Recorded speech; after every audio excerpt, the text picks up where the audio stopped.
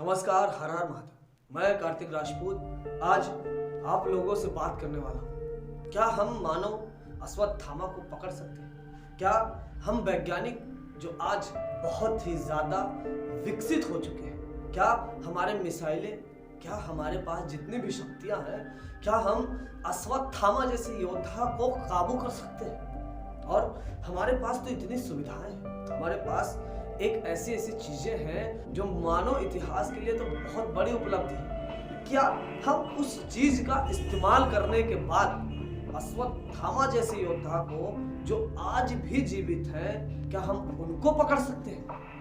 दोस्तों, ये बहुत बड़ा सवाल लेके मैं आप लोगों के पास आया और आज मैं आप लोगों से खुल के बात करने वाला हूँ। आज मैं आप लोगों से यह बात करने वाला हूँ, क्या हम 12 फीट के एक इंसान को काबू कर सकते हैं? अब उसको हम इंसान कह लें या फिर भगवान कह लें या भगवान का अवतार कह लें। पहले तो हम बात करने वाले हैं कि उस शख्स को हम कहें क्या। दोस्तों, जो हमारे शास्त्रों में बताया गया है कि भगवान शिव के अवतार थे अश्वत्थामा, तो भगवान शिव के अगर रुद्र अवतार थे अश्वत्थामा, तो शायद वो भगवान ही हो, क्योंकि आज तक जो जीवित है, जो द्वापर युग से तकरीबन 5000 सालों से आज भी जीवित है, तो वो भगवान ही हो। और उसी के बारे में हम बात करने वाले हैं। तो अश्वत्थामा जो कि एक बहुत बड़ा योद्धा, जिसके बारे में कहा जाता है कि ये गुरु द्रोण का पुत्र था। गुरु द्रोण जो कि पांडव और कौरवों के गुरु थे। कहा जाता है कि अश्वत्थामा बचपन से ही बहुत ज्यादा निडर और बहुत ही ज्यादा शक्तिशाली हुआ करते थे। अश्वत्थामा जब पैदा हुए थे तो उनके माथे पे एक चमकती हुई हीरे जैसी मणि लगी हुई थी। वो मणि बचपन से ही लगा हुआ। कहा जाता है कि गुरु द्रोण का कोई पुत्र नहीं हो रहा था, तभी उन्होंने भगवान शिव का बहुत ही ज्यादा तपस्या करने के बाद उन्होंने अश्वत्थामा को पाया था। मतलब अश्वत्थामा पैदा हुए थे और भगवान शिव के रुद्र अवतार तभी से अश्वत्थामा को कहा जाता है। एक और कहानी बहुत ज्यादा प्रचलित है कि जब गुरु द्रोणाचार्य अर्जुन को अपना चक्रव्यूह सिखा रहे थे, चक्रव्यूह के बारे में बता रहे थे, कहा जाता है कि गुरु द्रोण, अर्जुन, अभिमन्यु और थोड़ा बहुत अश्वत्थामा को ही पता था चक्रव्यूह के बारे में। अब मैं बताने वाला हूं कि थोड़ा बहुत क्यों अर्जुन को इतना महान धनुधर कहा जाता है, क्यों अर्जुन को गुरु का इतना योग्य शिष्य कहा जाता है। दोस्तों, मैं बताने वाला हूं कि गुरु द्रोणाचार्य अपने सारे शिष्यों को कुछ ना कुछ सिखा रहे थे। होता कुछ ऐसे है कि अर्जुन, जो आज हम लोग तो बहुत बड़ा धनुधर उसको जानते हैं, लेकिन उस वक्त तो एक बालक ही था जो अपने गुरु से शिक्षा ले रहा था।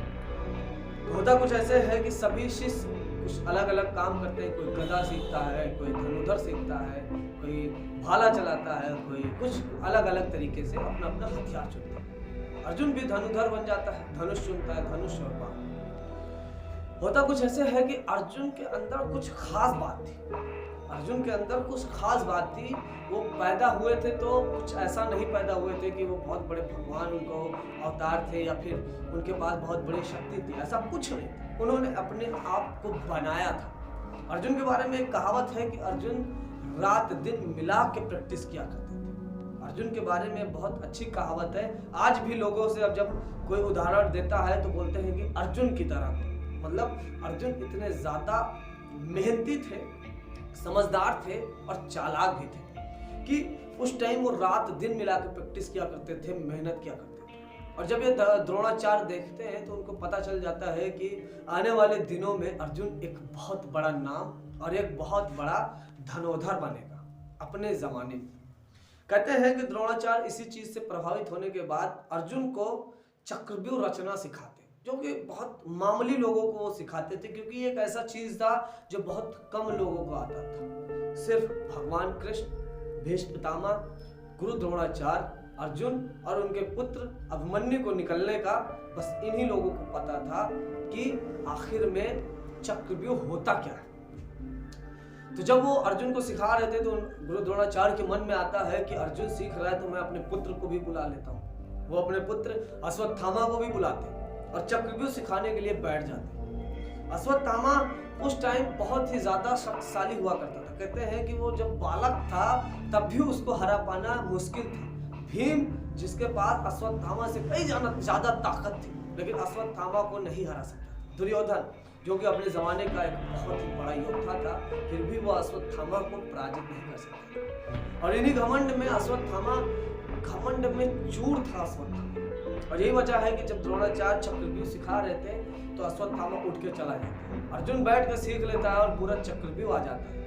और यही रीजन है कि जब अपनी पत्नी को अर्जुन सिखा रहे थे तभी पेट में उनका बच्चा अभिमन्यु सुनता है और सीख लेता है, लेकिन निकलने वाला जब चीज बताते हैं चक्रव्यूह से निकला कैसे जाता है, तभी उनकी पत्नी सुभद्रा सो जाती है, जिस वजह से अभिमन्यु को निकलने का रास्ता नहीं पता रहता। और यही रीजन है कि अभिमन्यु को जाने का तो रास्ता पता था लेकिन निकलने का रास्ता नहीं पता। दोस्तों मैं कहानी से थोड़ा आपको दूर लेके चला गया था कि अश्वत्थामा का थोड़ा सा बात कर रहा था। आज हम बात करने वाले हैं कि अश्वत्थामा को पकड़े कैसे।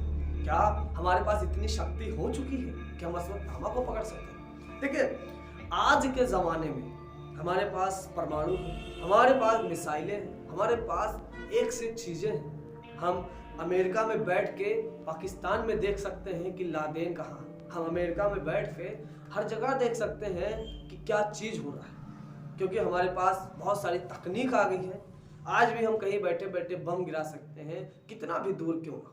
लेकिन आज भी हमारे वैज्ञानिक क्यों नहीं अश्वत्थामा को पकड़ पा रहे हैं? क्या अश्वत्थामा को पकड़ना इतना ही मुश्किल है? क्या अश्वत्थामा आज भी शक्तिशाली है? तो पहले मैं आप लोगों को बता दूं कि अश्वत्थामा के पास जितनी भी शक्ति थी, जितनी भी ताकत थी, अब कुछ नहीं है उनके पास। अश्वत्थामा एक आम आदमी की तरह है, लेकिन अश्वत्थामा इतने भी आम आदमी और मामूली नहीं है कि उनको कोई पकड़ सके या उनको कोई रोक सके। अश्वत्थामा की कद काठी जो हमारे शास्त्रों में बताया गया है, और बहुत सारे लोगों ने उनको देखने और मिलने का जो दावा किया है, जैसा वो लोग बताते हैं कि अश्वत्थामा की हाइट तकरीबन 10 से 12 फीट है, दिखने में बड़े सुडौल से हैं, गोरे गोरे हैं, बाल बड़े रखते हैं, उनके मत्थे से खून निकलता है, और आज भी वो जंगलों में भटकते रहते हैं। आज भी भगवान शिव के आए दिन मंदिर में उनको देखने और दावा किया जाता है। तो हमारे पास जो तकनीक है, अमेरिका बहुत ज़्यादा शक्तिशाली है, रसिया बहुत ज़्यादा शक्तिशाली है, चीन उससे भी ज़्यादा शक्तिशाली है, लेकिन क्या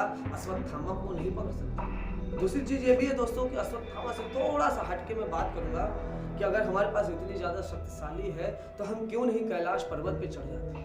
आज तक बौद्ध भिक्षु मेलोरिपा के बाद कोई क्यों नहीं कैलाश पर्वत पे चढ़ता है? क्यों? नामुमकिन सा है कैलाश पर्वत पे चढ़ना। हमारे लिए तो भैया वहाँ पे भगवान शिव रहते हैं, लेकिन जितने भी फॉरेनर हैं वो बताते हैं कि वो धरती का केंद्र है। कुछ ऐसी शक्तियाँ वहाँ पे है जिस वजह से कहा जाता है कि जब चढ़ते हैं तो उनका घड़ी खराब हो जाता है, उनके बाल बढ़ने लगते हैं, नाखून बढ़ने लगती है, उनका शरीर में परिवर्तन होने लगता है, और या तो उनकी मृत्यु हो जाती है या फिर रास्ता भटक जाते हैं। और जितने भी लोग आज तक चढ़ने का प्रयास किए हैं, सब लोगों की मृत्यु ही हो गई है। तो इन चीज़ों पे कुछ चीज़ें हैं जिससे विज्ञान हार जाता है। हमारे पास आज बहुत दूर तक मिसाइल है, हमारे पास परमाणु जो अगर हम गिरा दें तो पूरा का पूरा देश खत्म हो सकता है, लेकिन हम आज भी अश्वत्थामा को क्यों नहीं पकड़ सकते? क्या पकड़ने की कोशिश नहीं किया गया? मैं बता दूं दोस्तों कि अश्वत्थामा को पकड़ने की कोशिश बहुत सारे लोगों ने किया है और बहुत सारे लोग करते भी हैं कि अश्वत्थामा को कैसे पकड़ा है। देखिए, हम और आप तो शहर में रहते हैं, हम लोगों को नहीं पता कि अश्वत्थामा कहाँ है, कैसे हैं और कैसे कैसे लोग हैं।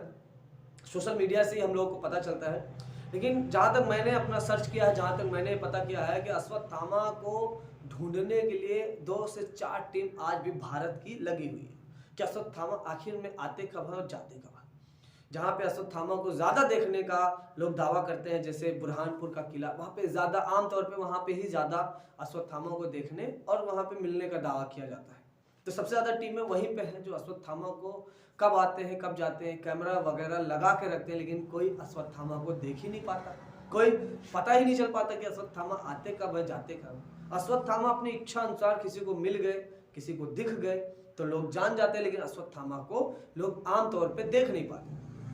अब आप लोग ये सोचिए कि अश्वत्थामा को क्या पकड़ना मुश्किल है? क्या अश्वत्थामा को पकड़ना इजी है? मुझे तो लगता है कि अश्वत्थामा को पकड़ना बहुत मुश्किल है। आज के समय में विज्ञान है जो हमारे शास्त्रों से हार जाती है। आज के समय में विज्ञान ने बहुत ज़्यादा तरक्की कर ली, लेकिन आज भी वो साइंस है जो हमारे शास्त्रों से, शक्तियों से हार जाती है। मैं आप लोगों को एक छोटा सा उदाहरण देके बताऊंगा कि जिस दिन विज्ञान खून बनाना सीख जाएगी, जिस दिन विज्ञान इंसान के अंदर जान डालना सीख जाएगी, उस दिन भगवान मर जाए। उस दिन लोग ये सब बातें मानने से इनकार कर देंगे कि कोई जिंदा है, कोई अमर है। तो दोस्तों, आज भी विज्ञान खून नहीं बना पाता है, आज भी वो कुछ नहीं बना पाता जो कि हमारे शास्त्रों में बताया गया है। तो मेरा मानना है कि अश्वत्थामा की जैसे कद काठी है, अश्वत्थामा के पास भले ही उतनी शक्तियां नहीं रही जितना कि वो अपने समय में उनके पास थी, कि एक ही बाण से वो दुनिया तबाह कर सकते थे, महाभारत के सबसे बड़े योद्धा थे। लेकिन आज भी अश्वत्थामा को पकड़ना इम्पॉसिबल है। अश्वत्थामा को पकड़ने के लिए बहुत सारी टीम गई होगी, और शायद मुझे जहाँ तक लगता है कि उनको खोजने के लिए सब कुछ लगा होगा, क्योंकि बड़े इंसानों के पास इच्छुक बहुत होते हैं ना जो जानने के लिए, तो बहुत सारी टीमों को लगाया गया होगा जो हमें नहीं पता है। लेकिन ये पॉसिबल है क्योंकि अमेज़न तक टीमें जा चुकी हैं सर्च करने के लिए, खोज करने के लिए। तो ये पॉसिबल है कि अश्वत्थामा को खोजने के लिए बहुत सारी टीमें गई होंगी। लेकिन उम्मीद है मुझे, और ये मुझे यकीन भी है कि अश्वत्थामा को कोई नहीं पकड़ सकता। अश्वत्थामा एक आम आदमी नहीं है, भगवान शिव के अवतार, उनको कोई नहीं पकड़ सकता। अगर आप लोगों को लगता है कि अश्वत्थामा को कोई पकड़ सकता है, काबू कर सकता है, तो मुझे कमेंट करके बताएंगे। और अश्वत्थामा से जुड़ी कोई भी कहानी अगर आप लोग जानते हैं, कोई मिला है या उनसे कोई बात किया है, तो मुझे बताइएगा। मैं आप लोगों को कहानी लेके आऊँगा और अपने वीडियोज़ के माध्यम से आप लोगों को सुनाऊँगा। हर हर